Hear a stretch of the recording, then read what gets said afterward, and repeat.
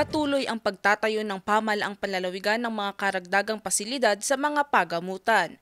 Kahapon, September 10, isinagawa ang groundbreaking ceremony para sa itatayong bagong gusali ng Eastern Pangasinan District Hospital sa Barangay Carriedo, Tayug, Pangasinan.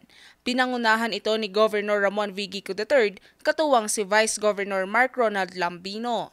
Nagkaroon din ng blessing at inauguration para sa mga bagong medical equipments ng pagamutan gaya ng CT scan, X-ray machine at ultrasound machine. 2 ektaryang lupain ang pagtatayuan ng nasabing gusali at nagkakahalaga ito ng 70 million pesos.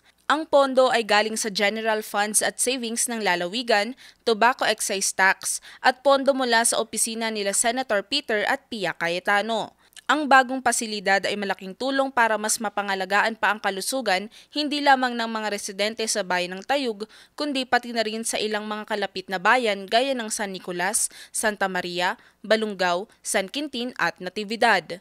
Maliban dito, hangad din ni Governor Ramon V. Gico III na maipatupad ang ikonsulta ng PhilHealth. Dito, mas maraming Pangasinense ang makikinabang sa preventive care program ng pamahalaang panlalawigan. Nagdagdag din ang pamahalaang panlalawigan ng 471 medical healthcare workers na maitatalaga sa 14 na provincial hospitals.